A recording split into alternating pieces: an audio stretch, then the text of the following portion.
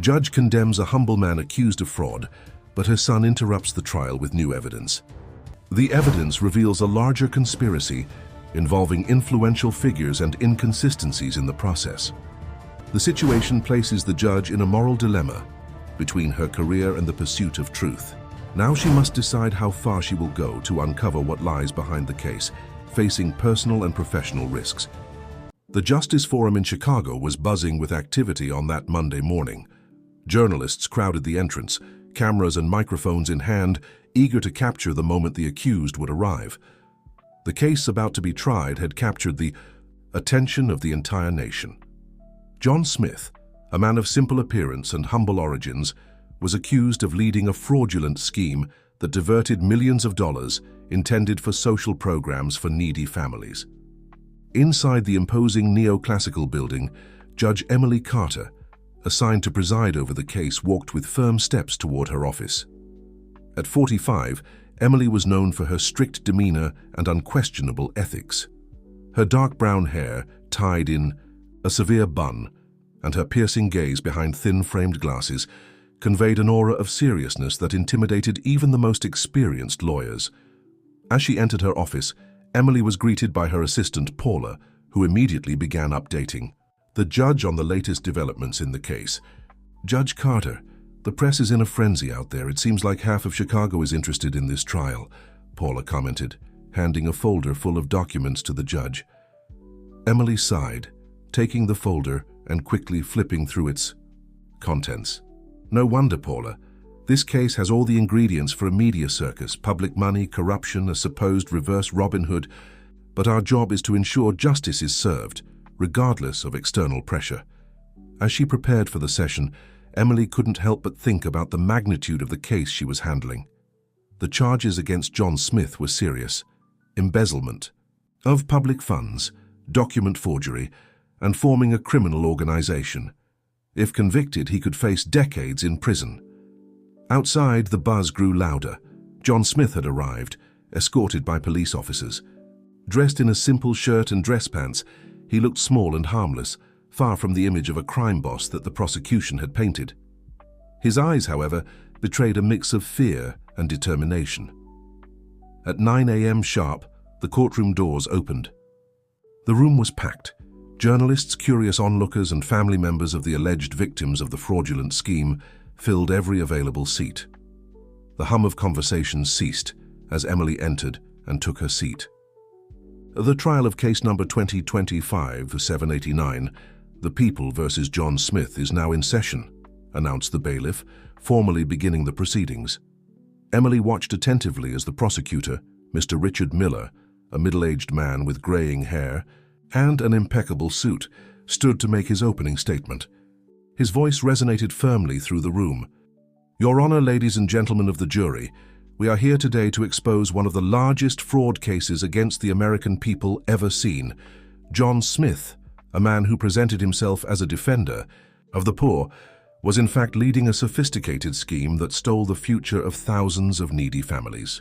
The prosecutor continued, detailing how John allegedly used a network of shell NGOs to divert resources intended for social assistance programs. Emily listened carefully, noting the public's reaction to each accusation. John's face remained impassive, but his eyes betrayed a whirlwind of emotions.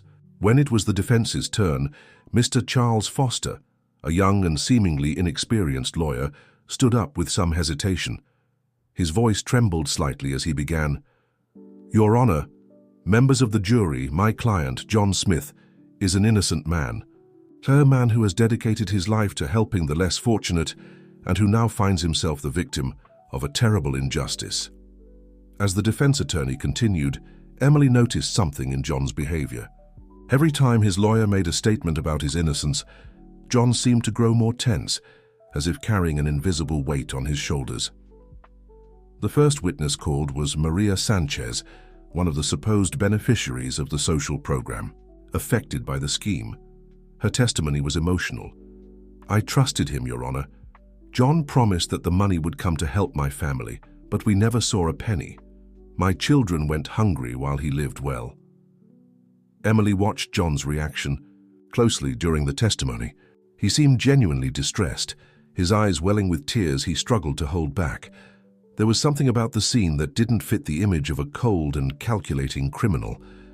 As the trial day progressed, Emily felt there was more to this case than met the eye. The evidence presented by the prosecution seemed solid: bank statements, fraudulent contracts, witness testimonies. However, small details began to catch her attention. During the lunch break, Emily retreated to her office, declining invitations to eat with colleagues.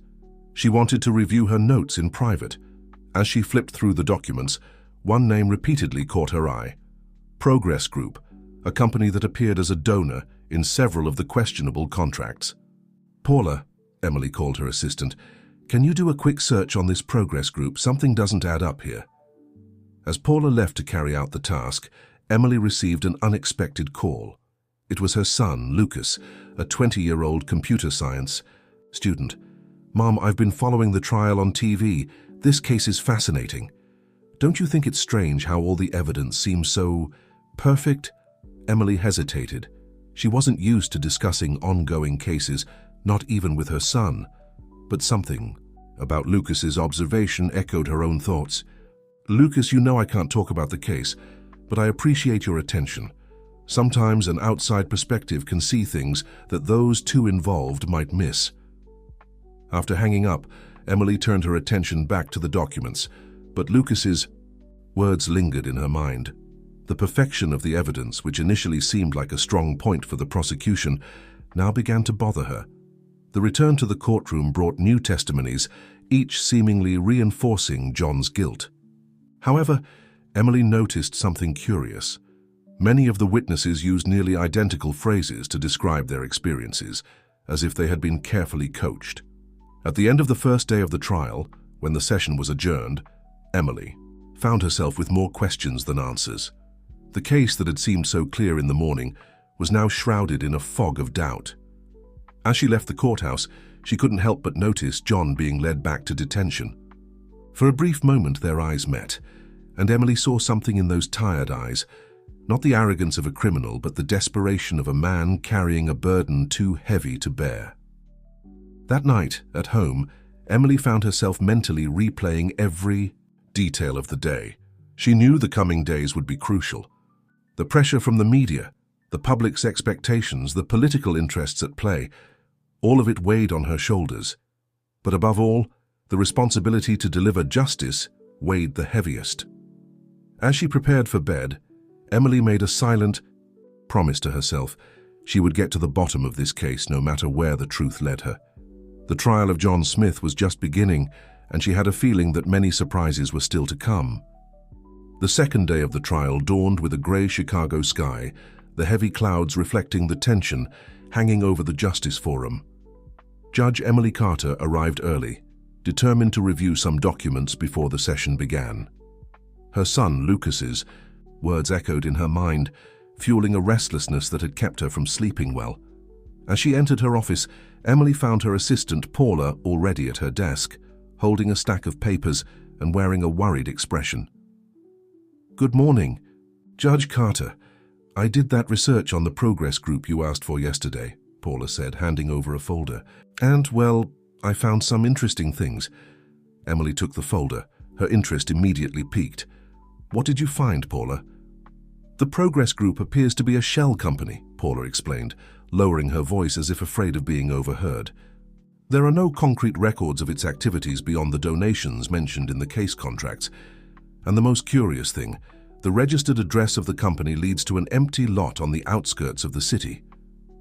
Emily felt a chill run down her spine. This information could completely change the course of the trial. However, she knew she needed to be cautious. Unfounded accusations could compromise the entire process. "Paula, I want you to continue investigating discreetly. Don't mention this to anyone for now. We need more information before we act." As the time for the session approached, Emily mentally reviewed the questions she intended to address. She was determined to clarify some of the inconsistencies she had noticed the day before. The courtroom was even more crowded than on the first day. The buzz of conversation ceased as Emily entered, all eyes turning to the judge who carried the weight of one of the most controversial trials in recent years. The session began with prosecutor Richard Miller calling his next witness, a former employee of one of the NGOs allegedly involved in the scheme. The man, middle-aged and nervous-looking, was sworn in and began his testimony. "I worked in the accounting department of the Helping Hands NGO," he declared, his voice trembling. "I saw firsthand how the donation money was diverted. John Smith gave the orders, always careful not to leave a trace."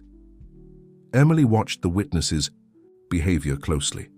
There was something in his gaze, a subtle hesitation in his words, that didn't escape the experienced judge. "Sir," Emily interrupted, "could you give us a specific example of a transaction you personally witnessed being diverted?" The witness hesitated, his eyes briefly wandering to the prosecutor before answering. "Well, there was a contract with the Progress Group, a substantial donation that never reached the beneficiaries." Emily felt her heart race. This was the opening she had been waiting for. "And can you tell us more about this Progress Group? Did you have direct contact with any representative of the company?" The man visibly paled. Not exactly, but I saw the documents, the transfers." Emily noticed the discomfort of Prosecutor Miller, who shifted uneasily in his seat. She decided to press a little further. "Sir, in your experience as an accountant, didn't you find it strange that a company would make such large donations without any direct contact or verification?" Before the witness could answer, Prosecutor Miller abruptly stood up. "Objection, Your Honor. The witness is not here to judge the conduct of the donors." Emily considered for a moment. Objection sustained. The witness does not need to answer the last question. The rest of the testimony proceeded without further incident, but Emily could feel that she had touched a sensitive point. The reactions of the prosecutor and the witness did not go unnoticed by the judge's keen eye. During the lunch break, Emily was surprised by an unexpected visit to her office. It was Charles Foster, the young defense attorney for John Smith. "Judge Carter, forgive the intrusion, but I need to speak with you," he said, visibly nervous. Emily looked at him with curiosity. "What is it, Mr. Foster?" The lawyer hesitated, looking around as if afraid of being overheard. "It's about my client, John Smith. He wants to speak with you in private." Emily frowned. This was an unusual and potentially compromising situation. "Mr. Foster, you know that's not appropriate. Any communication with the defendant must be made in open court." "I know, Your Honor," the lawyer replied, running a hand through his hair in frustration. "But John insists. He says he has crucial information that he can only share with you, away from the spotlight of the courtroom." Emily found herself facing an ethical dilemma. On one hand, accepting a private conversation with the defendant could compromise her impartiality and even the legitimacy of the trial. On the other hand, if John truly had important information, ignoring it could result in a grave injustice. After a few moments of reflection, Emily made a decision. "Mr. Foster, I cannot meet with your client privately. However, if he has relevant information for the case, I suggest he present it formally through the appropriate channels. I am willing to grant a special hearing if necessary to hear what he has to say." The lawyer nodded, seeming both relieved and apprehensive. "I understand, Your Honor. I'll communicate this to John and we'll discuss the best way to proceed." When Mr. Foster left, Emily found herself immersed in thought. What could John Smith want to reveal that couldn't be said in court?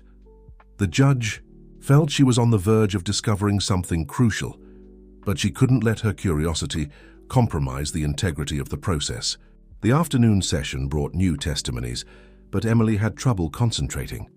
Her mind kept returning to the conversation with Mr. Foster and the discoveries about the mysterious Progress Group. At the end of the day, when everyone had left the courthouse, Emily remained in her office reviewing her notes.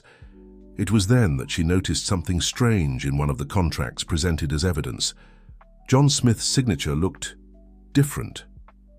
It wasn't an obvious forgery, but there were subtleties in the handwriting that didn't match the other documents signed by him. Intrigued, Emily decided to take the documents home for a more detailed examination. As she packed the papers into her briefcase, her phone vibrated. It was a message from her son, Lucas.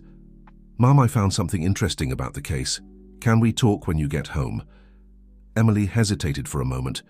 She knew she shouldn't discuss the case with her son, but curiosity and the growing sense That there was more to this story than met the eye made her respond, "All right, Lucas, we'll talk when I get home." As she left the courthouse, Emily noticed a dark car parked across the street. It wasn't the first time she had seen it there in recent days. An uneasy feeling settled in her stomach. Was it paranoia, or was she being watched? As she drove home, Emily couldn't help but think that the case of John Smith was turning out to be much more complex and dangerous than she had initially imagined. The shadows of doubt that had emerged on the first day now seemed to thicken, forming an intricate puzzle she was determined to solve. What had Lucas discovered?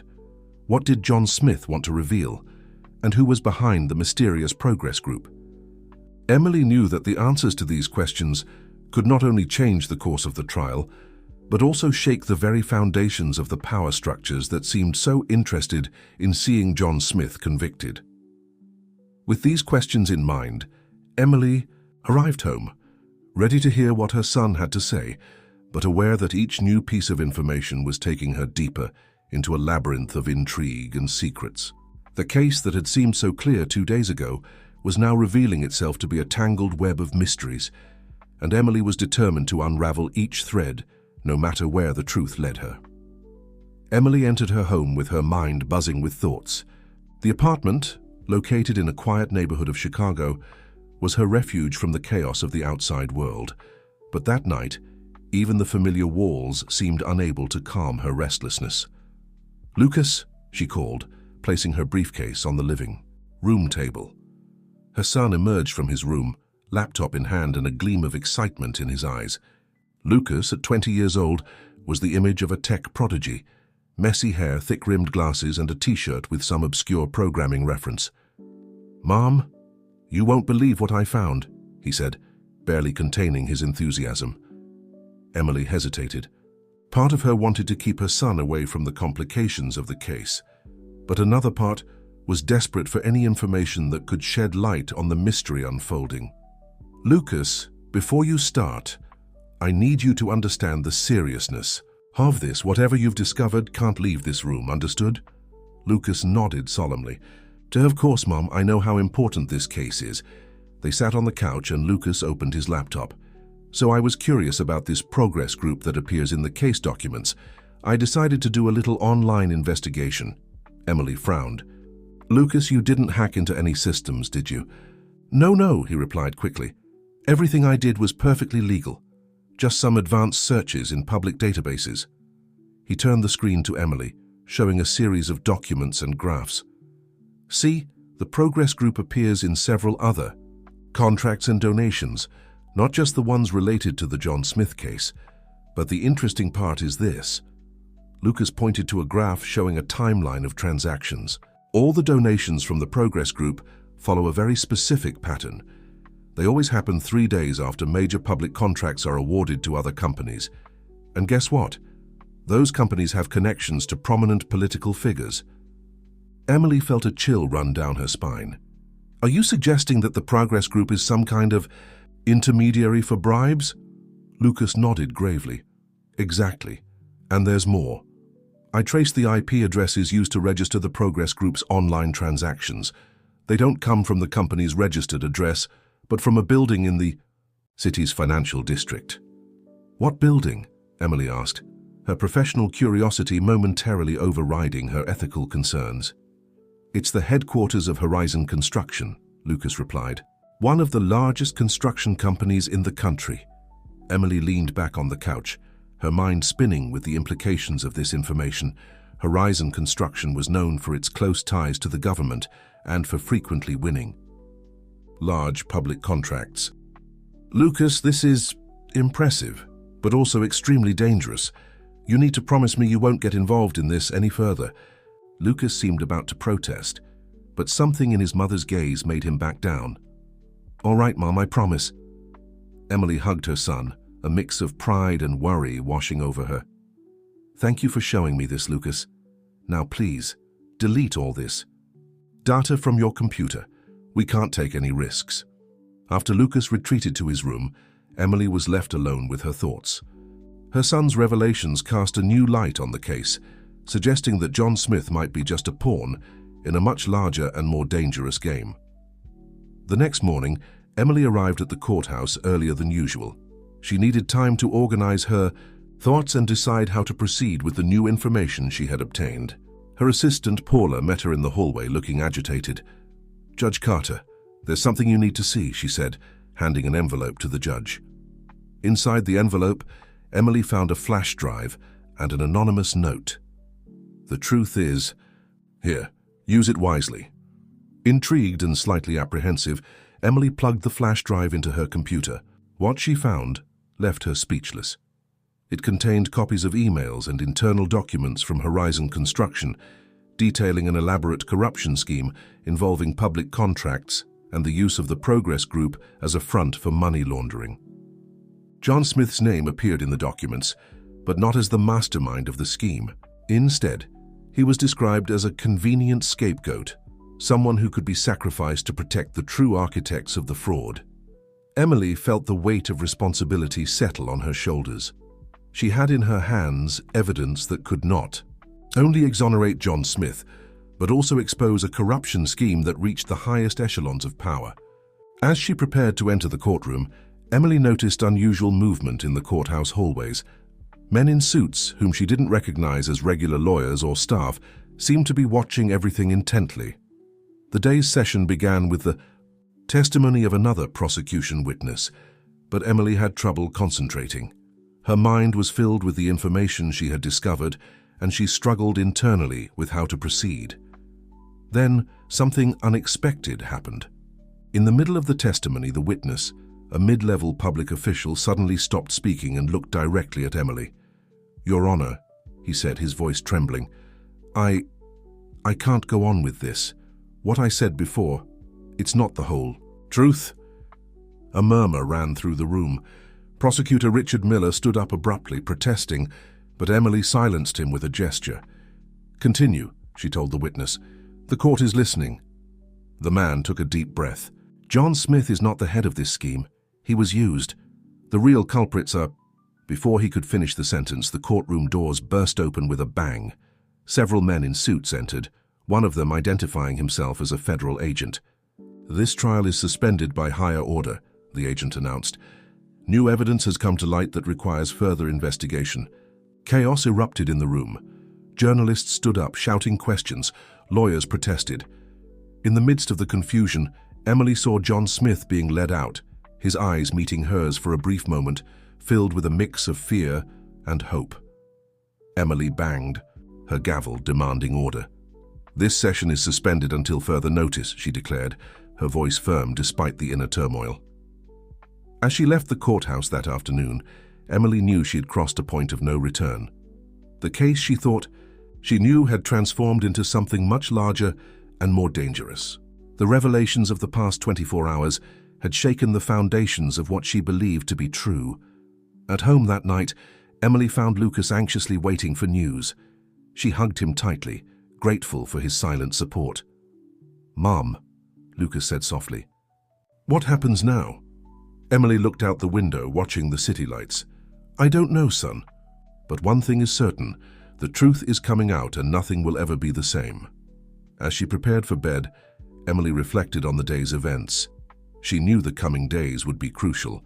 The suspension of the trial was just the beginning. Now she would have to navigate even more turbulent waters, balancing her duty as a judge with her quest for the truth. The case of John Smith had transformed into something much larger than a simple fraud trial. It was a window into a world of corruption and power that few dared to challenge. And Emily, whether she wanted to or not, was now at the center of that storm. With a sigh, she closed her eyes, knowing that the real challenge was just beginning. The digital revelations had opened a Pandora's box, and now it was up to her to ensure that justice prevailed, no matter the cost. The dawn found Emily already awake, her eyes fixed on the ceiling of her bedroom as her mind buzzed with the events of the past few days. The suspension of John Smith's trial had triggered a media storm, and she knew she was at the eye of the hurricane. Her phone wouldn't stop vibrating with notifications, missed calls, unread messages, urgent emails, all demanding her attention, her explanations, her decisions. But Emily knew that every word she said now could have enormous consequences. With A deep sigh, she finally got up and prepared to face the day. Entering the kitchen, she found Lucas already awake, his eyes glued to his laptop screen. "Mom," he said without looking away from the screen, "you need to see this." Emily approached, a cup of strong coffee in hand, and looked over her son's shoulder. On the screen, headlines from various online newspapers screamed about the case. Trial of the century suspended. Corruption in high places. Judge Emily Carter, heroine of justice or pawn in a larger game. Horizon Construction denies involvement in fraud scheme. Lucas scrolled down, revealing more headlines and opinion pieces. Some people are calling you courageous. Others are questioning your impartiality. It's crazy. Emily felt the weight of responsibility pressing on her shoulders. "Lucas, remember what we talked about. Don't get involved in this any further. It's dangerous." He nodded reluctantly, closing the laptop. "I know, Mom, but I can't help worrying about you." Emily hugged her son, grateful for his support. "I'll be fine. Now I need to go. Today will be a long day." Upon arriving at the courthouse, Emily was immediately surrounded by reporters. Camera flashes went off. Microphones were shoved in. Her direction, voices overlapped in a cacophony of questions. "Judge Carter, is it true there's evidence of a larger corruption scheme? Are you concerned for your safety after the revelations? What can you tell us about Horizon Construction's involvement?" With firmness, Emily made her way through the crowd, repeating only, "No comment. The case is under investigation." In her office, she found her assistant Paula, who looked like she had aged years in just a few days. "Judge Carter, the Chief Justice of the Supreme Court wants to speak with you immediately." Emily felt a chill in her stomach. A summons from the Chief Justice was not something to be taken lightly. The video conference was tense from the start. Justice Anthony Marshall, a man with a severe expression and graying hair, didn't waste time with pleasantries. "Judge Carter, do you have any idea of the storm you've unleashed? This case is shaking the public's confidence in the judicial system." Emily maintained her composure. "Justice Marshall, with all due respect, my duty is to justice, not the appearance of justice. The evidence that has emerged couldn't be ignored." The Chief Justice frowned. "Evidence? What evidence? All I see are rumors and speculation. You're risking your career and the reputation of this institution based on what, exactly?" Emily hesitated. She couldn't reveal the source of the information, without compromising the investigation and potentially putting her own son at risk. "Sir, I can assure you I have solid reasons for my actions. The ongoing investigations will confirm that." "I hope so, Judge Carter," replied the Chief Justice, his voice laden with skepticism. "Because if not, the consequences will be severe, not just for you, but for the entire judicial system."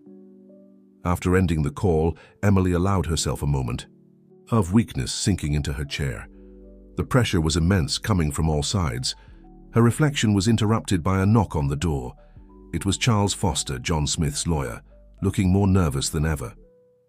"Judge Carter, forgive the intrusion, but it's urgent. John, he's disappeared." Emily stood up abruptly.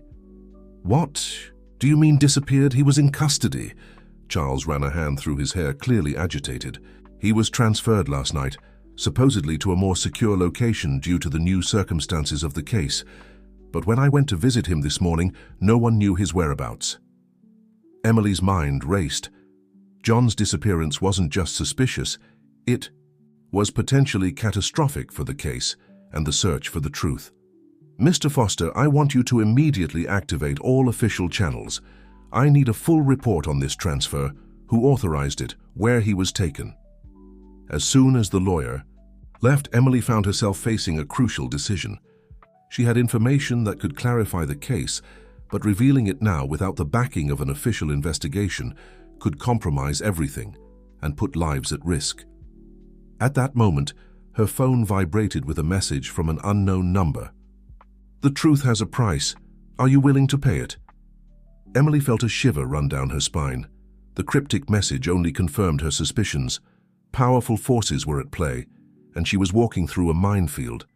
Determined to act, Emily called, "Paula, I need you to do something for me with complete discretion," she said, handing her assistant a sealed envelope. "Deliver this personally to the Attorney General. Only to him, understood?"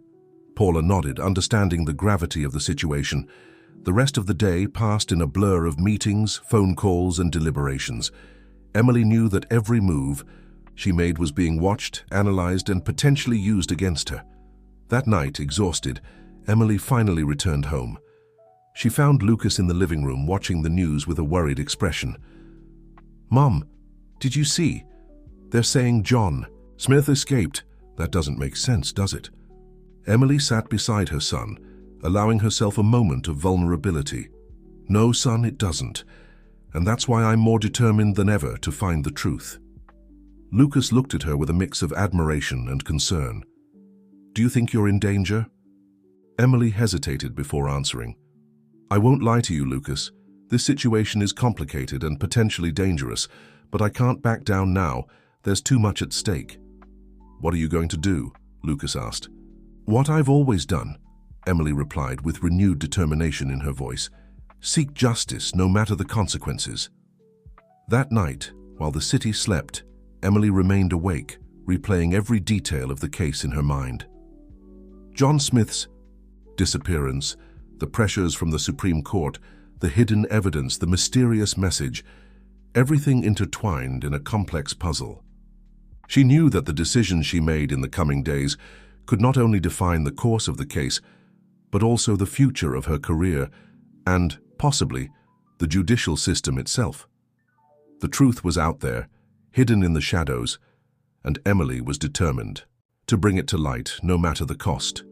As the clock struck the early hours of the morning, Emily made a silent promise to herself. She would go to the end, unravel the mystery behind the case of John Smith, and expose the corruption that lurked in the highest echelons of power. The pressures were immense, but her determination was even greater. With that thought, she finally allowed herself to sleep, knowing that the dawn would bring new challenges, new revelations, and perhaps the beginning of the resolution of this intricate case that had become much larger than anyone could have imagined. The day dawned gray in Chicago, as if the sky itself reflected the tension hanging over the city. Emily woke up before her alarm, her restless sleep interrupted by turbulent dreams in which she found herself lost in a maze of dark corridors, pursued by faceless shadows. As she prepared for another challenging day, Emily couldn't help but notice the unusual silence in her apartment. Normally, at this hour, Lucas would already be up, making noise in the kitchen or typing furiously on his computer. But today, nothing. "Lucas," she called, gently knocking on her son's bedroom door. There was no answer. A chill ran down her spine when she opened the door and found the room empty, the bed untouched. On the desk, a hastily written note. "Mom, I found something important. Don't worry, I'm safe. I'll be back soon. Trust me." Emily's heart raced. Her son, always curious and impulsive, had gotten more deeply involved in the case than she had imagined. Now he was out there alone, possibly in danger. With trembling hands, she picked up her phone to call Lucas, but hesitated. What if the call put him at risk? What if they were monitoring communications? Taking a deep breath, Emily decided that her best option was to continue her day as if nothing was wrong. Lucas had asked her to trust him, and she needed to believe that he knew what he was doing. Arriving at the courthouse, Emily was immediately approached by her assistant, Paula, who seemed even more agitated than usual. "Judge Carter, thank God you're here," Paula exclaimed, pulling her aside. "So much has happened since last night." Emily frowned. "What are you talking about, Paula? What happened?" Paula looked around, making sure no one was nearby, before whispering, "The envelope you asked me to deliver to the Attorney General, it never reached him." Emily felt her blood run cold. "What do you mean? Didn't you deliver it personally?" "I tried, Judge Carter, I swear I tried," Paula replied, her voice trembling. "But when I arrived at the Attorney General's office, I was told he had been called to an emergency meeting. I left the envelope with his secretary, as he had instructed. For urgent cases." Emily closed her eyes for a moment, trying to process the information. The envelope contained crucial details about the case, including the evidence linking Horizon Construction to the corruption scheme. If that information had fallen into the wrong hands... "And there's more," Paula continued, interrupting Emily's thoughts. "Charles Foster, John Smith's lawyer, he was in a car accident this morning." "My God," Emily exclaimed. "Is he okay?" Paula shook her head. "He's in the hospital. They say he's not in critical condition, but he's unconscious. The police are investigating, but everything indicates it was just an accident." Emily didn't believe in coincidences, not in this case. First John Smith's disappearance, now his lawyer's accident. The pieces of the puzzle were moving quickly, and she feared she was always one step behind. "Paula, I need you to do something for me," Emily said, her voice low but firm. "Contact all the hospitals in the city. I want to know if any John Smith has been admitted in the last 48 hours, under any circumstances." Paula nodded, understanding the gravity of the situation. As she headed to her office, Emily was surprised by a familiar figure in the hallway. Justice Anthony Marshall, the same man who had reprimanded her the day before. "Judge Carter," he greeted her, his tone surprisingly cordial. "May we speak in private?" Emily followed him to an empty conference room, her sixth sense on high alert. "Emily," he began, using her first name in an unusual manner, "I'm here to offer you a way out." She raised an eyebrow. "A way out?" "Yes," he continued, his voice smooth but laden with a threatening subtext. "This case, it's getting out of hand. There are much larger interests at play than you can imagine. I'm here to offer you a chance to step back gracefully." Emily felt a mix of anger and disbelief growing inside her. "Step back? You're asking me to abandon the search for the truth?" The Chief Justice sighed, as if explaining something obvious to a child. "I'm offering you a promotion, Emily, a position on the Supreme Court. All you need to do is declare that the new evidence was unfounded and that John Smith's trial should proceed as originally planned." Emily was silent for a moment, digesting the proposal. It was a tempting offer, an easy way out of this mess, but she knew she couldn't live with herself if she accepted. "I'm sorry, Justice Marshall," she finally replied, her voice firm. "But my commitment is to justice, not my career." The Chief Justice's face hardened. "You're making a grave mistake, Judge Carter. There are forces at play here that you don't understand." "Perhaps," Emily replied, standing up. "But I'd rather face those forces head-on than bow to them." As she left the room, Emily felt the weight of her decision. She had just made a powerful enemy, but she had also reaffirmed her commitment to the truth. Back in her office, Emily found a surprise waiting for her, a small package with no return address on her desk. Carefully, she opened it, revealing a flash drive and an anonymous note. "The truth is here. Use it wisely. Be careful who you trust." With her heart racing, Emily plugged the flash drive into her computer. What she saw left her breathless. It contained files detailing an elaborate corruption scheme involving not just Horizon Construction, but also key figures in the government and the judiciary. And there in the middle of it all was John Smith's name, not as the mastermind of the scheme, but as a convenient scapegoat, someone who knew too much and needed to be silenced. As she absorbed the information, Emily's phone vibrated with a message from an unknown number. "Meet me at Grant Park, bench near the lake at 6 p.m. Come alone, J.S." Emily felt a chill in her stomach. J.S. Young, John Smith? Was he alive and wanting to meet her? The judge knew she was about to cross a dangerous line. Secretly meeting with a missing defendant went against all judicial protocols. But she also knew this might be her only chance to uncover the truth. Looking out her office window, watching the city that seemed so normal outside, Emily made her decision. She would go to the meeting, but not without taking some precautions. Picking up her phone, she sent an encrypted message to an old law school classmate, now a respected investigative journalist. "If you don't hear from me by 8 p.m., publish everything." With that done, Emily prepared for what could be the most important and potentially dangerous meeting of her life. The shadows that had long lurked in the background were about to take shape, and she was determined to face them, no matter the cost. As the sun began to set over Chicago, casting long shadows over the city, Emily left the courthouse, her heart heavy with the newly acquired knowledge and the uncertainty of what was to come.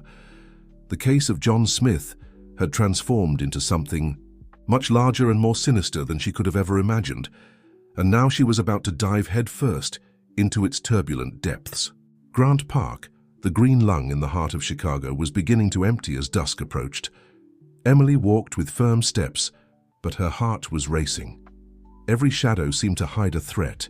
Every noise made her turn her head. She arrived at the meeting spot a few minutes before 6 p.m. The bench near the lake was empty, the water reflecting the orange hues of the sunset. Emily sat down, her restless hands smoothing the creases in her skirt. The minutes dragged on. 6:01, 6:05, 6:10. The anxiety grew in her chest. What if it was a trap? What if John Smith didn't show up? Then she heard footsteps approaching. Turning, Emily saw a hooded figure walking toward her, her body tensed, ready to flee if necessary. The figure sat beside her, keeping their face hidden. "Judge Carter," said a hoarse, almost unrecognizable voice. "Thank you for coming." She studied the man beside her, trying to discern his features under the hood. John Smith. He nodded slowly, finally lowering the hood. The face Emily saw was that of a man aged beyond his years, marked by exhaustion and fear. "We don't have much time," John said, his eyes constantly scanning the surroundings. "They're hunting me." "Who are they, John?" Emily asked, leaning closer. John let out a heavy sigh. "It's bigger than you think, Judge Carter. Horizon Construction is just the tip of the iceberg. There are politicians, judges, businessmen, an entire network of corruption that stretches across the country." Emily felt a shiver run down her spine. "Why are you telling me this? Why trust me?" John's eyes met hers, filled with a mix of desperation and hope. "Because you're the only one still fighting for the truth, and because I have nothing left to lose." He then pulled a small device from his pocket, no larger than a keychain. "Here's everything. Names, dates, transactions, enough evidence to bring down the entire scheme."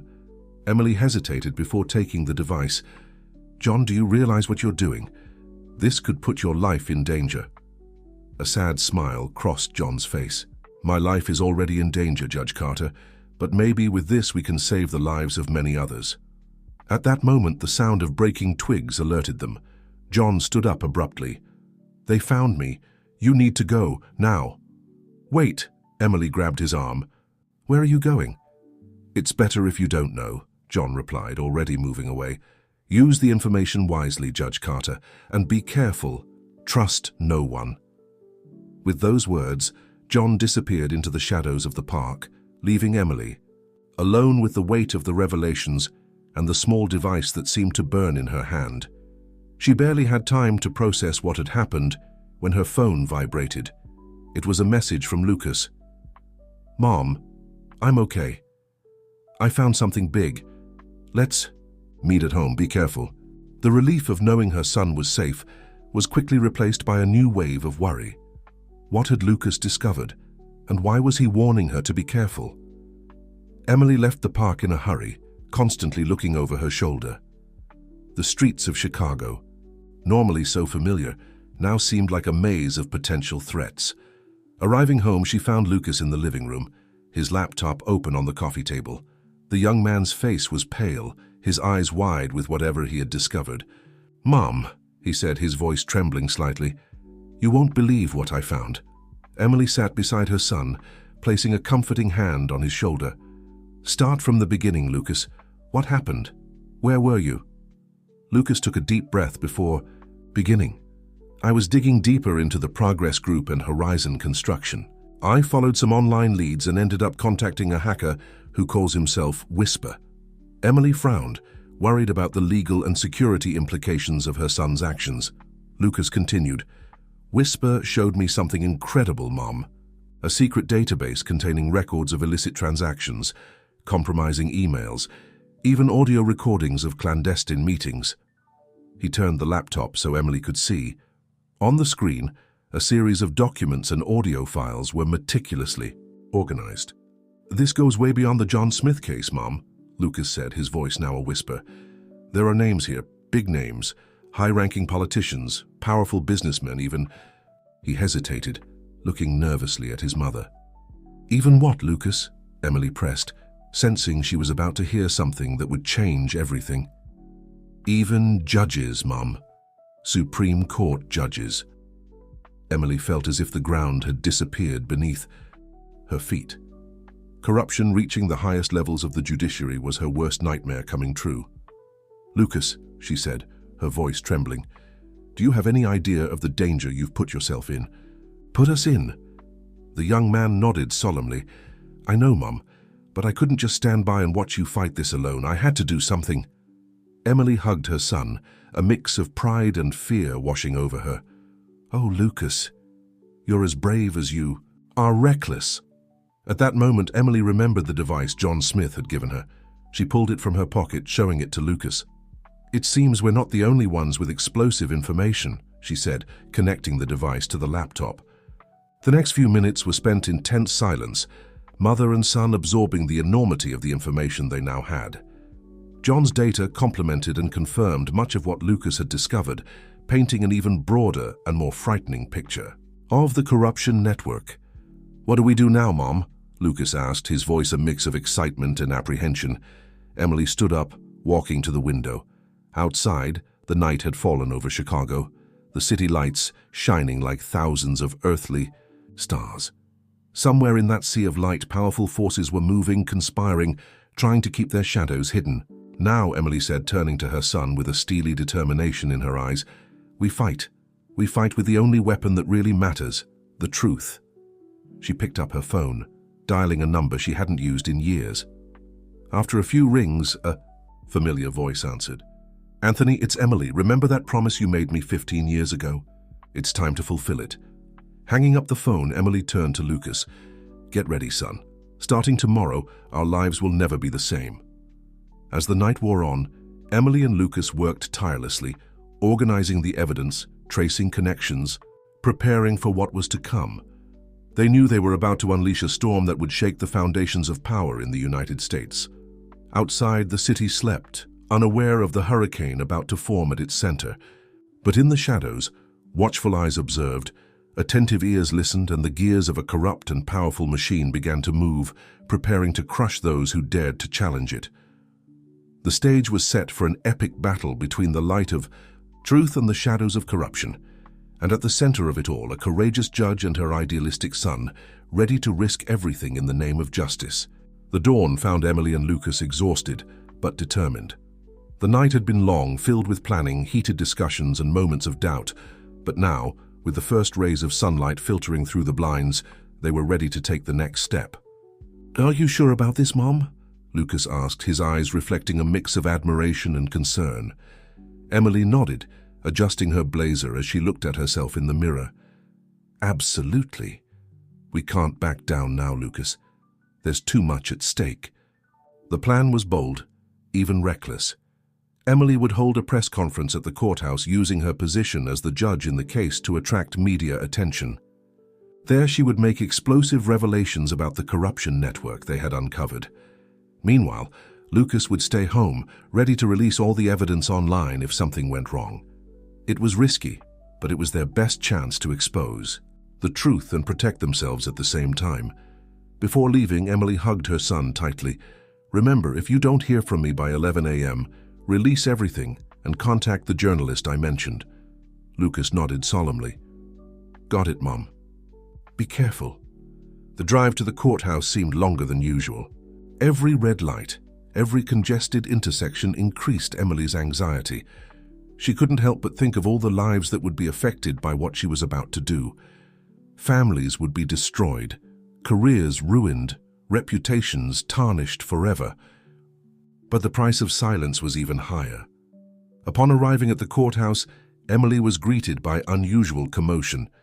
Journalists were already crowding the entrance, alerted by a mysterious leak about a major revelation to be made. Paula, her loyal assistant, rushed to meet her as she entered the building. "Judge Carter, what's going on?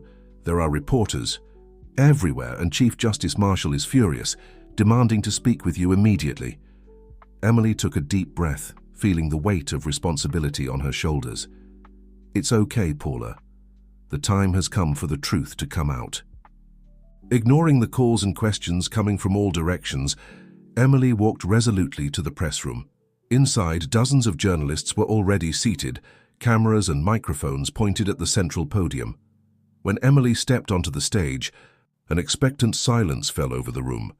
She could feel the weight of every gaze, the palpable anxiety in the air. For a moment, doubt threatened to consume her. What if she was making a mistake? What if the consequences were beyond what she could predict? But then she remembered John Smith, an innocent man whose life had been destroyed by a corrupt system. She remembered the families harmed, the resources diverted, the justice perverted, and she found her resolve. "Ladies and gentlemen," Emily began, her voice firm and echoing through the room, "I stand before you today not just as the judge presiding over the John Smith case, but as an American citizen deeply concerned about the state of our justice system and our institutions." She paused, her eyes scanning the room. "In recent weeks, I have come into possession of information that, if confirmed, represents one of the largest corruption scandals in the history of our country." A murmur ran through the audience. Camera. Flashes went off incessantly. "The John Smith case," Emily continued, "is just the tip of a much larger iceberg. An iceberg that involves politicians at the highest levels, powerful businessmen, and, I regret to say, respected members of our own judiciary." The room erupted in questions and exclamations. Emily raised her hand, calling for silence. "I have in my possession evidence suggesting the existence of a vast corruption network involving the embezzlement of public funds, manipulation of contracts, and even the sale of judicial rulings." At that moment, the doors of the room burst, open violently. Chief Justice Marshall entered, his face red with fury. "Judge Carter, this is an outrage. I demand you end this charade immediately." Emily faced him, unflinching. But in the shadows, watchful eyes observed, attentive ears listened, and the gears of a corrupt and powerful machine began to move, preparing to crush those who dared to challenge it. The stage was set for an epic battle between the light of truth and the shadows of corruption, and at the center of it all, a courageous judge and her idealistic son, ready to risk everything in the name of justice. The dawn found Emily and Lucas exhausted but determined. The night had been long, filled with planning, heated discussions, and moments of doubt. But now, with the first rays of sunlight filtering through the blinds, they were ready to take the next step. "Are you sure about this, Mom?" Lucas asked, his eyes reflecting a mix of admiration and concern. Emily nodded, adjusting her blazer as she looked at herself in the mirror. "Absolutely. We can't back down now, Lucas. There's too much at stake." The plan was bold, even reckless. Emily would hold a press conference at the courthouse using her position as the judge in the case to attract media attention. There she would make explosive revelations about the corruption network they had uncovered.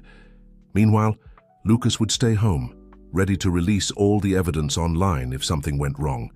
It was risky, but it was their best chance to expose the truth and protect themselves at the same time. Before leaving, Emily hugged her son tightly. "Remember, if you don't hear from me by 11 a.m., release everything and contact the journalist I mentioned." Lucas nodded solemnly. "Got it, Mom. Be careful."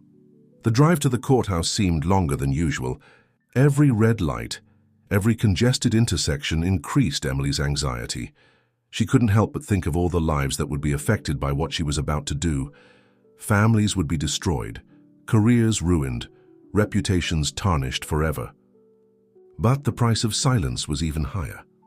Upon arriving at the courthouse, Emily was greeted by unusual commotion. Journalists were already crowding the entrance, alerted by a mysterious leak about a major revelation to be made. Paula, her loyal assistant, rushed to meet her as she entered the building. "Judge Carter, what's going on? There are reporters everywhere, and Chief Justice Marshall is furious, demanding to speak with you immediately." Emily took a deep breath, feeling the weight of responsibility on her shoulders. "It's okay, Paula. The time has come for the truth to come out." Ignoring the calls and questions coming from all directions, Emily walked resolutely to the press room. Inside, dozens of journalists were already seated, cameras and microphones pointed at the central podium. When Emily stepped onto the stage, an expectant silence fell over the room. She could feel the weight of every gaze, the palpable anxiety in the air. For a moment, doubt threatened to consume her. What if she was making a mistake? What if the consequences were beyond what she could predict? But then she remembered John Smith, An innocent man whose life had been destroyed by a corrupt system. She remembered the families harmed, the resources diverted, the justice perverted. And she found her resolve. "Ladies and gentlemen," Emily began, her voice firm and echoing through the room. "I stand before you today not just as the judge presiding over the John Smith case, but as an American citizen deeply concerned about the state of our justice system and our institutions." She paused, her eyes scanning the room. "In recent weeks, I have come into possession of information that, if confirmed, represents one of the largest corruption scandals in the history of our country." A murmur ran through the audience. Camera flashes went off incessantly. "The John Smith case," Emily continued, "is just the tip of a much larger iceberg. An iceberg that involves politicians at the highest levels, powerful businessmen, and, I regret to say, respected members of our own judiciary." The room erupted in questions and exclamations. Emily raised her hand, calling for silence. "I have, in my possession, evidence suggesting the existence of a vast corruption network involving the embezzlement of public funds, manipulation of contracts, and even the sale of judicial rulings." At that moment, the doors of the room burst open violently. Chief Justice Marshall entered, his face red with fury. "Judge Carter, this is an outrage. I demand you end this charade immediately."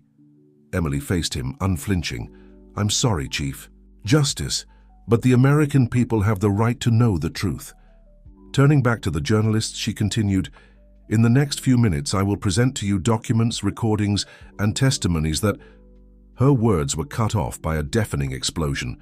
The wall behind the podium erupted in a cloud of dust and debris. Screams of panic filled the air as everyone ran for the exits. In the chaos, Emily felt someone grab her arm. It was Paula, pulling her away from the stage. "Judge Carter, we need to get—" And to build, sometimes it's necessary to break a few rules, sacrifice a few pawns. "Like John Smith?" Emily asked, her voice laden with accusation. "Ah, John," the senator sighed, as if recalling a trivial mistake. "A necessary sacrifice, unfortunately. He knew too much, was becoming a risk." Emily took a step forward, her indignation momentarily overcoming her fear. "And now, are you going to sacrifice me too?" The man who had brought her spoke for the first time. "That depends entirely on you, Judge Carter." The senator nodded. "Exactly. You see, Emily, may I call you Emily? You have two options now. You can join us, play an active role in building the future of America, or—" He left the sentence hanging, the meaning clear in his silence. Emily felt a chill run down her spine. "And if I refuse to be part of this?" The senator smiled again, that cold smile that didn't reach his eyes. "Well, in that case, I'm afraid we'll have to deal with you the same way we've dealt with other complications." At that moment, the door opened, and another man entered hurriedly, whispering something in the senator's ear. Robert Almeida's expression changed, a mix of surprise and anger contorting his features. "What?" he exclaimed. "How is that possible?" He turned to Emily, his eyes now burning with fury. "What did you do?" Confused, Emily had no time to respond before the man turned on a large screen on the wall. The image showed a news channel where a reporter was speaking urgently. "In a shocking turn of events, thousands of documents have been released online, exposing what appears to be a vast corruption network involving high-ranking politicians, businessmen, and even members of the judiciary. Among the names mentioned is Senator Robert Almeida, known for his anti-corruption platform." Emily felt a wave of relief and pride. Lucas had succeeded. He had released the information as planned. The senator turned off the TV with a sharp gesture, his face red with anger. "You have no idea what you've just unleashed," he snarled at Emily, but before he could make any move, the sound of sirens filled the air, growing louder. The man in the suit sprang into action immediately. "Senator, we need to go now." The room exploded into activity. The guards ran outside, presumably to check the situation. The senator and the man in the suit began hastily gathering papers and electronic devices. In the midst of the chaos, Emily saw her chance. While everyone was distracted, she ran for the door. To her surprise, no one tried to stop her. They were too busy trying to save themselves. Running down the hallway, Emily found an emergency exit. Pushing the door open with all her strength, she found herself outside the warehouse, the fresh morning air filling her lungs. In the distance, she could see police cars approaching rapidly, their sirens cutting through the air. Emily ran toward them, waving frantically. When the first car stopped, a familiar face emerged. It was Anthony, her old classmate, now a federal agent. "Emily," he exclaimed, running to hug her. "Thank God you're okay. We got your message and the information. Your son released, it's unbelievable." Emily, still catching her breath, nodded. "Anthony, they're inside. Senator Almeida, he's the head of all this." Anthony gestured to his team, who immediately moved toward the warehouse. "Don't worry, we'll get them, but now we need to get you out of here. It's not safe." As she was led to an armored car, Emily looked back, seeing the warehouse being surrounded by heavily armed police officers. A sense of unreality enveloped her. In a matter of hours, her life had been turned upside down, and now the power that had seemed so unshakable was crumbling before her eyes. In the car, on the way to a safe location, Emily finally allowed the tears to come. Tears of relief, of fear, of exhaustion, but also tears of hope. The truth was finally coming out, and with it the chance for a new beginning for the country she loved so much. As the sun rose over Chicago, Emily knew this was just the first battle in a much larger war. The fight against corruption was far from over, but for the first time in a long time, she felt the scales were beginning to tip in favor of justice. The days that followed the operation at the warehouse were a whirlwind of events that shook the United States to its core. Emily watched from a safe location provided by the FBI as the country she knew transformed before her eyes. The headlines of the newspapers screamed new revelations every day. Operation Spiderweb dismantles largest corruption scheme in U.S. history. Senator Robert Almeida and 50 other politicians arrested in FBI operation. Leaked documents expose systemic corruption at all levels of government. The safe apartment where Emily was staying was simple but comfortable. The curtains remained closed most of the time, a necessary precaution against prying or malicious eyes. Lucas was with her, both under constant protection. "Mom," Lucas said, sitting at the kitchen table, his eyes fixed on his laptop screen, "you won't believe this. People are taking to the streets. There are protests across the country demanding real change." Emily approached, looking over her son's shoulder. The images on the screen showed huge crowds, a sea of people dressed in red, white, and blue, carrying signs and chanting slogans. "It's incredible," she murmured, a mix of admiration and apprehension in her voice. "But also scary. So many lives affected." Lucas turned to face her. "Do you regret it?" Emily hesitated for a moment before answering. "No, I don't regret it. But the weight of responsibility. It's overwhelming at times." At that moment, a knock on the door interrupted their conversation. It was Anthony, the federal agent, and Emily's old friend. "Good news," he announced, entering the apartment. "John Smith has been found. He's alive and safe." Emily felt a wave of relief wash over her. Thank God. Where was he? Anthony sat down, accepting the cup of coffee Lucas offered him. Hiding in a small town in rural Illinois, he contacted us as soon as he saw the news about the operation. "And now?" Emily asked. "What happens to him?" "Well," Anthony took a sip of coffee before continuing, "John has agreed to testify. His testimony will be crucial in closing the net around those involved in the scheme." Lucas, who had remained silent until then, finally spoke. "What about us? How much longer do we have to stay hidden?" Anthony exchanged a meaningful look with Emily before answering. "It's complicated, Lucas. The situation is still volatile. There are a lot of powerful people who were hit by these revelations, and not all of them have been captured yet." Emily placed a comforting hand on her son's shoulder. "I know it's hard, sweetheart, but it's for our safety." The sound of the TV, which was constantly tuned to a news channel, caught everyone's attention. A reporter was speaking urgently. "We've just received word that the Attorney General has resigned amid allegations of involvement in the scandal.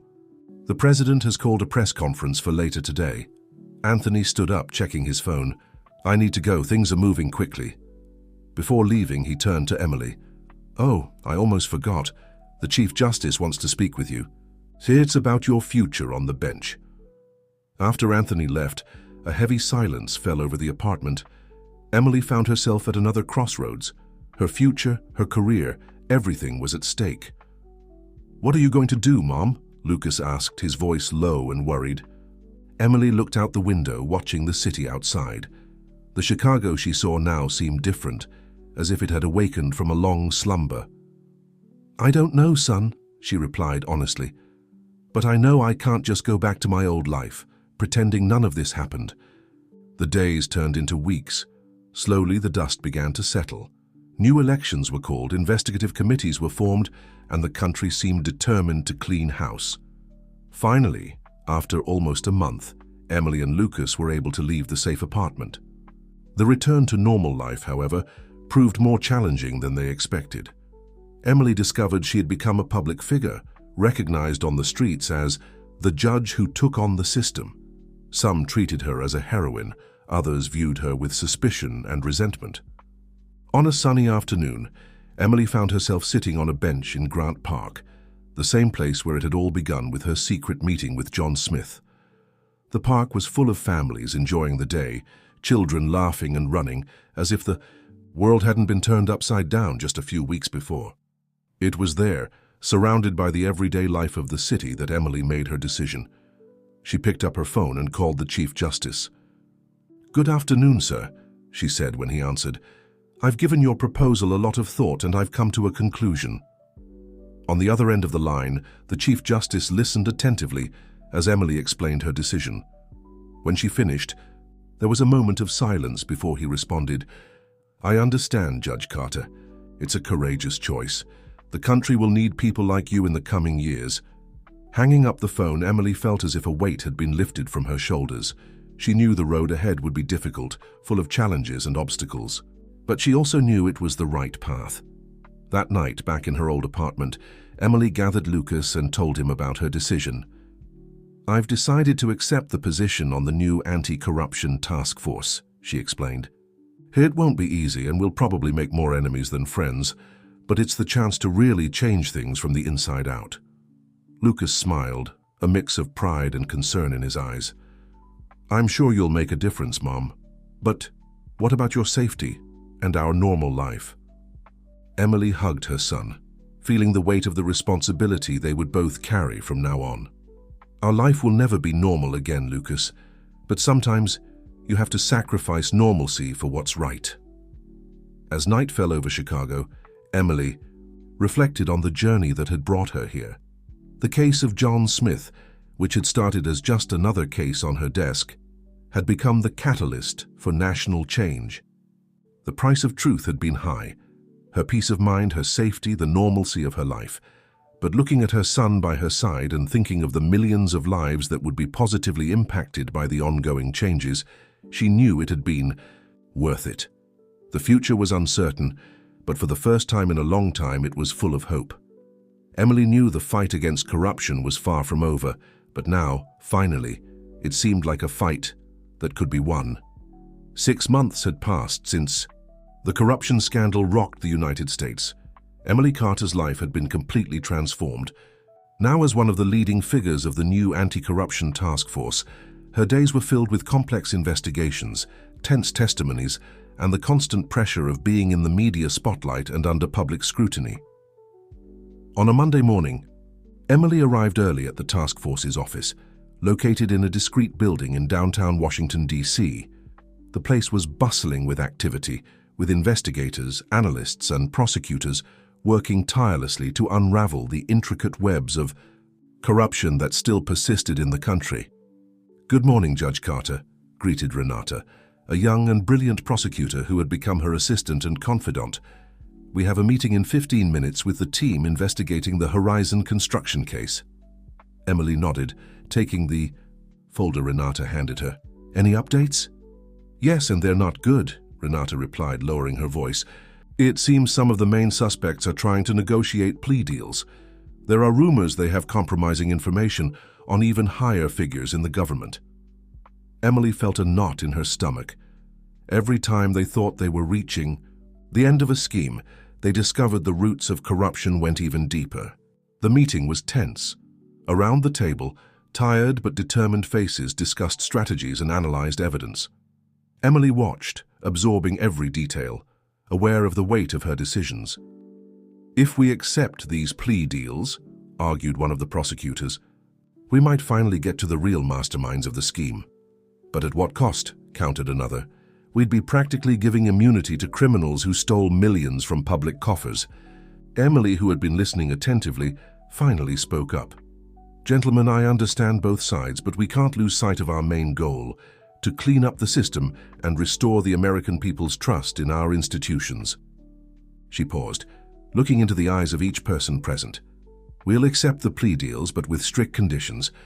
I want full transparency, complete restitution of the embezzled funds, and a commitment to ongoing cooperation. We're not here to make easy deals, but to deliver justice." Emily's decision was met with respectful nods. Her reputation for firmness and integrity had solidified in recent months, making her a voice of authority in the task force. After the meeting, Emily retreated to her office, needing a moment of solitude to process the implications of what was to come. Looking out the window, she watched the horizon of Washington, D.C., reflecting on how her life had changed. Her phone vibrated, bringing her back to reality. It was a message from Lucas. "Mom, did you see the news? They're talking about the plea deals. Be careful. Love you." Emily smiled, grateful for her son's constant support.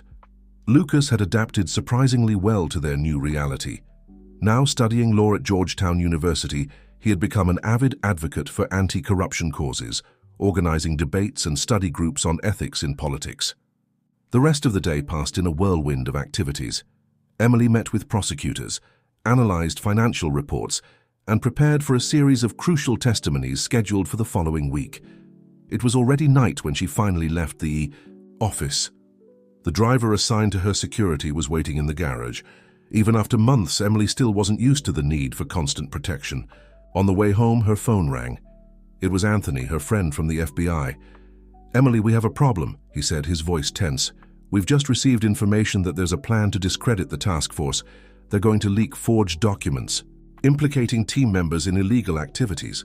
Emily felt her blood run cold. "How reliable is this information?" "Very," Anthony replied. "Our informant is well placed. They plan to release the documents early tomorrow morning." "I see," Emily said, her mind already working on possible solutions. "Thanks for the warning, Anthony. I'll take the necessary steps." Upon arriving home, instead of relaxing, Emily immediately got to work. She spent hours on the phone, coordinating with her team, preparing a response strategy. When Lucas arrived, he found his mother still working, papers scattered across the living room table. "Mom?" he called, worried. "What's going on?" Emily looked at her son, hesitating for a moment before deciding to share the situation. "We're about to face another challenge, Lucas, but don't worry, we're prepared." She briefly explained the threat of forged documents. Lucas listened attentively, his face a mix of concern and determination. "How can I help?" he asked. Emily smiled, proud of the man her son had become. "For now, the best help you can give is to continue your studies and keep your eyes and ears open at the university. Information is power, Lucas, never forget that." The next morning, as predicted, the supposedly compromising documents were released online. The media went into a frenzy, with sensational headlines questioning the task force's integrity. But Emily and her team were prepared. In a hastily called press conference, they presented irrefutable evidence of the documents' forgery, including forensic analyses and expert testimonies. "This is more than an attack on the task force," Emily declared, her voice firm before the cameras. "It's an attack on American democracy itself, but we will not back down. Every attempt to discredit us only strengthens our determination to clean this country of corruption." Her words resonated across the United States, inspiring a wave of public support. On social media, hashtags like "We Stand With Emily" and "Task Force Resists" became trending topics. In the days that followed, the task force not only survived the attack, but emerged stronger. Public opinion, initially divided, now leaned heavily in their favor. A week after the incident, Emily was invited to give a lecture at Georgetown University on ethics and combating corruption. The auditorium was packed with students, professors, and even politicians present to hear her. Looking at the audience, Emily saw Lucas sitting in the front row, his face beaming with pride. She took a deep breath and began her speech. A year. Jago, I was just a judge trying to do my job the best I could. Today I stand before you as part of something much bigger. Our fight against corruption is not just about punishing criminals or recovering embezzled funds. It's about rebuilding a nation's trust in its institutions, about creating a future where honesty and integrity are not the exception, but the rule. She paused, looking into the eyes of each person in the audience. The road ahead will not be easy. There will be more obstacles, more attacks, more attempts to silence us. But as long as there are people willing to fight for truth and justice, there is hope. And it's that hope that moves us forward, that makes us get up every morning and continue our battle. Emily's words were met with a standing ovation. As the applause echoed through the auditorium, she felt a mix of emotions: pride for what they had achieved, determination for the challenges ahead, and above all, a deep gratitude for the opportunity to make a difference. That night, walking back home with Lucas by her side, Emily reflected on the journey that had brought them here. The case of John Smith, which now seemed so distant, had been just the beginning. The road ahead was still long and full of uncertainties, but for the first time in a long time, the future seemed bright with possibilities.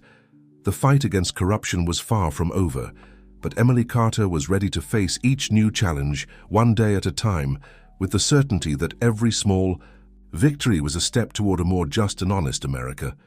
The clock read 3:17 a.m. when Emily's phone rang, jolting her from a restless sleep. She answered quickly, her heart racing, years of experience telling her that calls at this hour rarely brought good news. "Hello," she said, her voice hoarse with sleep. "Judge Carter?" The voice on the other end was familiar but filled with urgency. It was Anthony, her contact at the FBI. "Sorry to wake you, but it's important. John Smith has disappeared again." Emily sat up in bed, now fully awake. "What do you mean disappeared? Wasn't he under protection?" "He was," Anthony replied, frustration evident in his voice.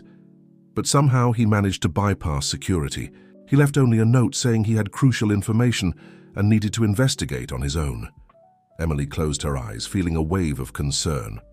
John Smith, the man whose case had triggered this entire journey, remained a key piece in the corruption puzzle. His testimony in recent months had been instrumental in unraveling several schemes, but it was clear he still held secrets. "How long has he been missing?" Emily asked, already getting up and looking for clothes to wear. "We estimate about 6 hours. We've already activated all available teams, but he has experience in hiding," Emily completed. "Right. I'm on my way to the office. Gather all the data we have on his recent movements, contacts, anything. That might give us a clue." After hanging up, Emily went to Lucas's room. Her son was sleeping deeply, unaware of the new drama unfolding. For a moment she hesitated to wake him, wishing she could spare him the worries to come, but she knew he would prefer to know. "Lucas," she called softly, touching his shoulder. "Wake up, son." Lucas opened his eyes slowly, blinking in confusion. "Mom, what's wrong?" Emily quickly explained the situation. As she spoke, she saw the sleep disappear from her son's eyes, replaced by a look of determination she knew well, the same one she saw in the mirror every morning. "I'm coming with you," Lucas said, already getting up. "Lucas, I don't think that's a good idea." "Mom," he interrupted, his voice firm. "We're in this together, remember? Besides, I can help with data analysis, online tracking, whatever's needed." Emily hesitated for a moment but nodded. Her son was no longer a child, and in recent months he had proven to be a valuable ally with skills that often complemented hers. Half an hour later, they arrived at the task force's office. The place, normally quiet at this hour, was in full activity. Agents ran from one side to the other, phones rang incessantly, and large screens displayed complex maps and flowcharts. Renata, Emily's assistant, quickly approached, handing her a folder. "Judge Carter, here's everything we've gathered on John Smith's recent activities. There's something strange in his phone records from last week." Emily quickly flipped through the documents, her brow furrowing as she absorbed the information. He received several calls from an unregistered number, always at the same time. Have we traced the origin? Not yet, Renata replied. The number seems to use some kind of masking technology. Our techs are working on it. Lucas, who had been watching one of the data screens, suddenly turned. Mom, I think I found something. Look at this. He pointed to a pattern on the digital map. These markers show the locations where John's phone was last detected before he disappeared. If we draw a line, they form a path to the north, Emily completed, her eyes widening with realization. Toward Seattle, Washington, Anthony said, who had joined them. But why would he go there? Emily was silent for a moment, her mind working furiously. Then, as if a light had turned on, she remembered something. The port of Seattle, she said, turning to the team. Months ago, when we were investigating Horizon construction, we found mentions of a port expansion project in Seattle. At the time, it seemed like just another overpriced contract, but what if it's more than that, Lucas completed, understanding where his mother was going. What if the port is being used for something beyond legal trade? Emily nodded. Exactly. We need more information about this expansion project. Who are the investors? Which companies are involved? Everything.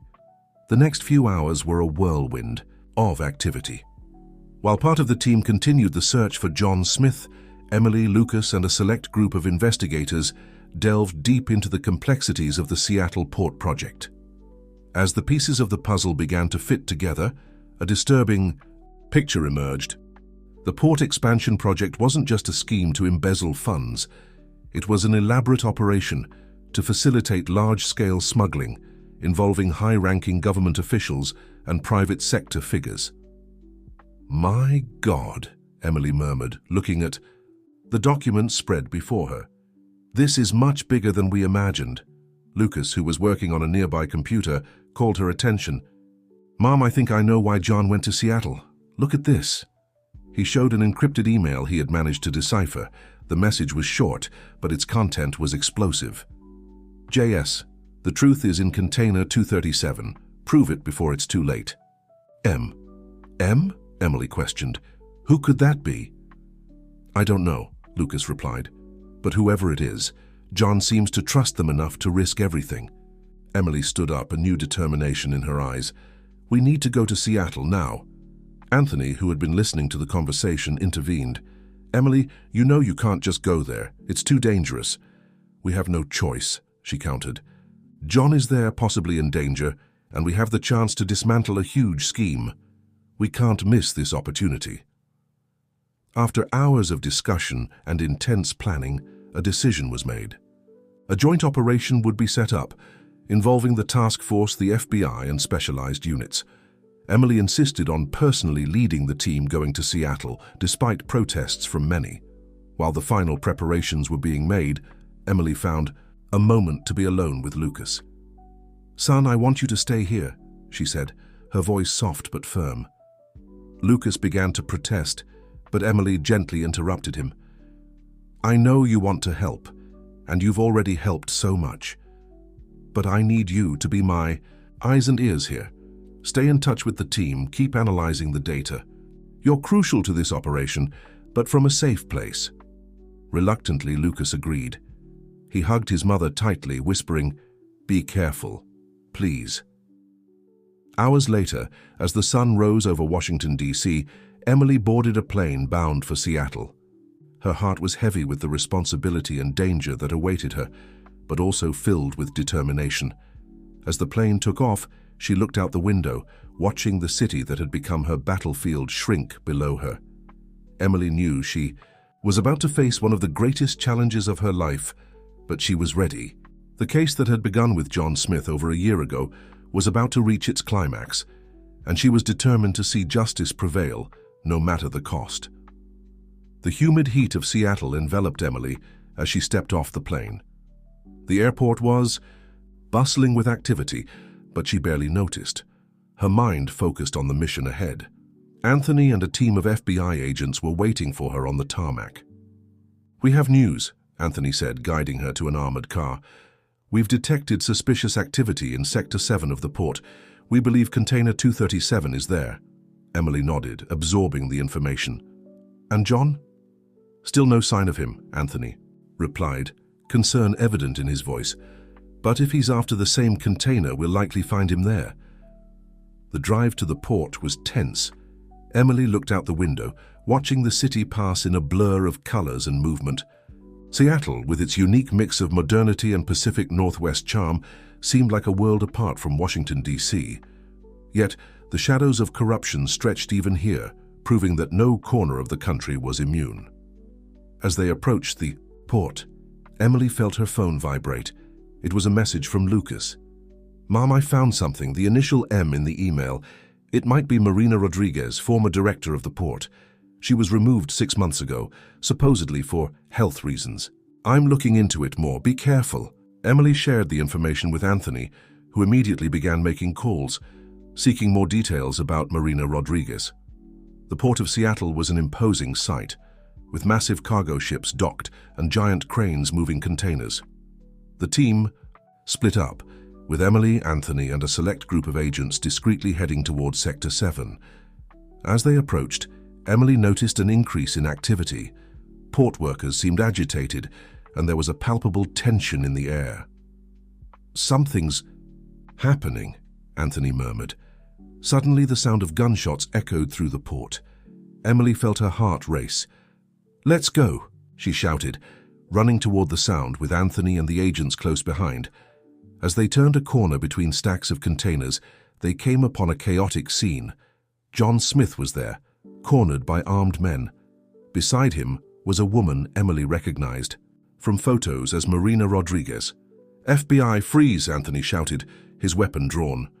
What followed were moments of pure chaos. Shots were exchanged. People ran in all directions. Emily ducked behind a container, her heart pounding. In the midst of the confusion, she saw John and Marina running toward a specific container, number 237.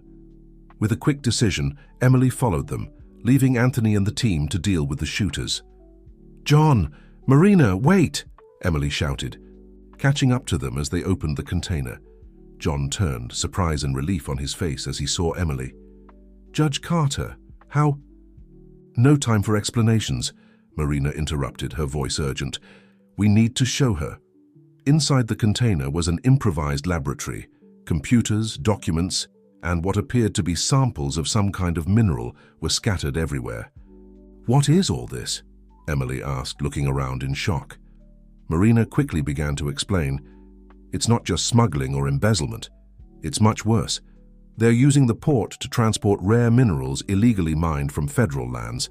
But it's not just that." She picked up one of the jars containing a dark powder. "This mineral, it has unique properties. It can be used to create a new generation of semiconductors, 1,000 times more efficient than current ones. Whoever controls this will control the future of global technology." Emily felt the weight of the revelation. "And who's behind all this?" John, who had been working on one of the computers, turned the screen to Emily. "See for yourself." On the screen, a list of names and transactions unfolded.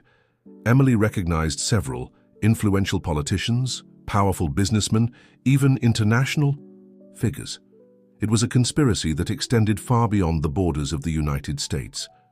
"That's why I had to disappear," John explained. "When I discovered the true extent of this, I realized I couldn't trust anyone. Marina contacted me. She had the missing evidence." Suddenly, the sound of approaching footsteps alerted them. Anthony appeared at the container's entrance, out of breath. "Emily, we need to go now. Reinforcements are on their way, both ours and theirs." Quickly, they copied all the data they could and took samples of the mineral. As they ran back through the maze of containers, Emily couldn't help but think about the magnitude of what they had discovered. This would change everything. The next few hours were a blur. Helicopters hovered over the port. Sirens sounded everywhere. Amid the chaos, Emily, John, Marina, and the FBI team managed to escape, taking with them the evidence that could dismantle not just a corruption scheme, but a conspiracy of global proportions. Days later, back in Washington, D.C., Emily found herself facing a monumental press conference. Journalists from around the world crowded the room, eager for details of what was being called the scandal of the century. With Lucas by her side, and supported by a team of prosecutors and investigators, Emily stepped up to the podium. Looking at the crowd of reporters and cameras, she took a deep breath before beginning. Citizens of the United States and the world, what we are about to reveal will change the course of history. What began as a local corruption investigation has led us to uncover a plot that threatens the balance of global power and the future of our planet. As Emily detailed the findings, revealing names and exposing the scheme in all its complexity, she could feel the impact of her words. This was a turning point, not just for the United States, but for the world. The weeks and months that followed were intense. Arrests were made in several countries, governments fell, giant corporations crumbled. The world of politics and business was turned upside down. Amid all this, Emily found herself elevated to the status of an international heroine. Invitations to speak, awards and honors poured in from all sides. But for her, the true victory was in the changes she saw happening. New laws were created, oversight systems were strengthened, and a wave of awareness about the importance of integrity and transparency swept the country and the world. A year after the revelations in Seattle, Emily was back in Grant Park, the place where it had all truly begun with that secret meeting with John Smith. This time she wasn't alone. Lucas walked beside her, and a little behind came John and Marina, both now key collaborators in the ongoing fight against corruption. "Have you ever thought about writing a book about all this, Mom?" Lucas asked, half joking. Emily smiled, looking at the calm lake in front of her. "Maybe one day, son, but for now we still have a lot of work to do." John approached, his expression serious. "Emily, we've received information about a new scheme emerging on the border with Mexico. It seems some of the old players are trying to regroup." Emily nodded, feeling that familiar mix of determination and apprehension. "Then that's where we'll go. The fight continues." As the group left the park, Emily reflected on the incredible journey she had lived. What had started as a simple case of fraud in social programs had become an epic battle against forces that threatened the very essence of democracy and justice. She knew the road ahead would still be long and difficult. Corruption, like a hydra, always found ways to resurface. But now more than ever, Emily was convinced the fight was worth it. With each step taken, with each truth revealed, they were building a better future. A future where justice wouldn't just be a distant ideal, but a tangible reality for all. And so, under the Chicago sky, Emily Carter, the judge who dared to challenge the system, walked forward, ready for the next chapter in her tireless quest for truth and justice.